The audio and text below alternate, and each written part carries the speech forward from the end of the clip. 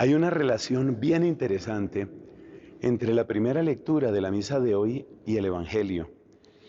La primera lectura es tomada de la carta de Santiago, del comienzo de la carta de Santiago, y el Evangelio es de San Marcos. El Evangelio es bien breve, son apenas 2 o 3 versículos, donde Cristo hace esta pregunta: ¿por qué esta generación pide un signo?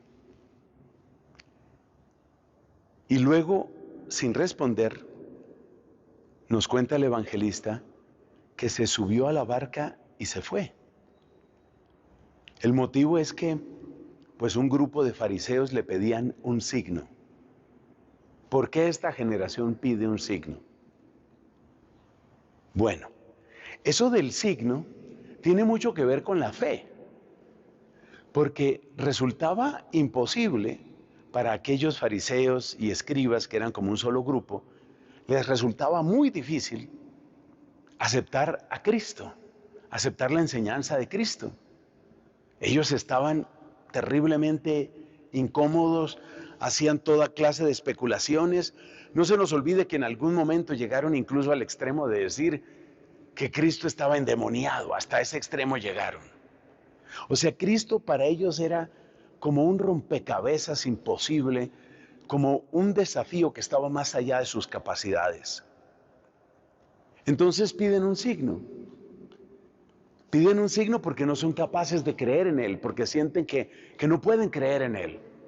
Luego lo del signo tiene que ver con la fe. La carta de Santiago nos habla de la perseverancia en las pruebas y nos habla de cómo la constancia en la prueba precisamente fortalece la fe. O sea que el tema de la fe está en la primera lectura y está en el Evangelio. Pero a ver cómo nos ayuda el Espíritu Santo, a quien estoy invocando, para que podamos ver ese hilo que conecta la carta de Santiago con el Evangelio de Marcos en estos pasajes.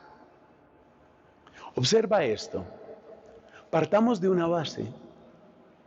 Cristo ya había dado muchos signos.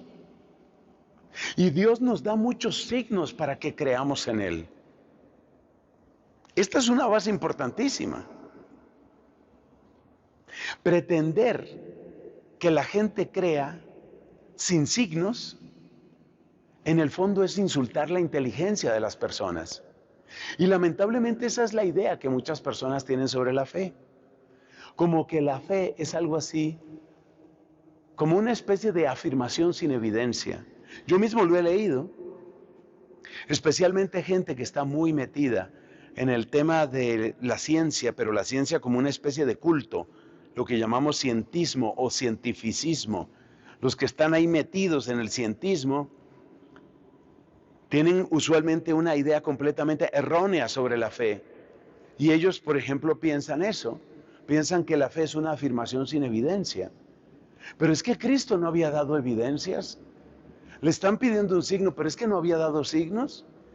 Y por eso tenemos que traer a nuestra propia vida esa corrección de Cristo.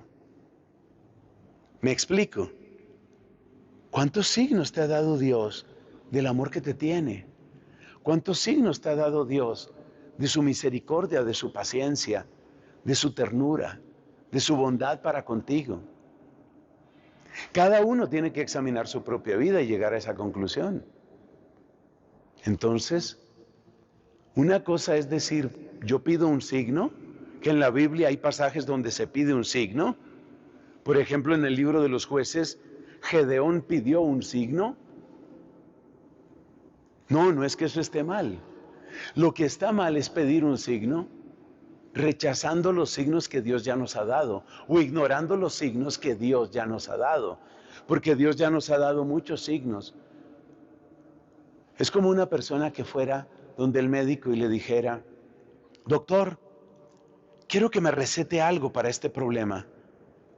Y el doctor le dice, pues usted es paciente mío hace mucho tiempo, y la vez pasada yo le di una receta con unos medicamentos y un tratamiento. ¿Ha seguido ese tratamiento? No, doctor, yo boté eso, deme otro tratamiento. Eso es lo que nosotros hacemos con Dios.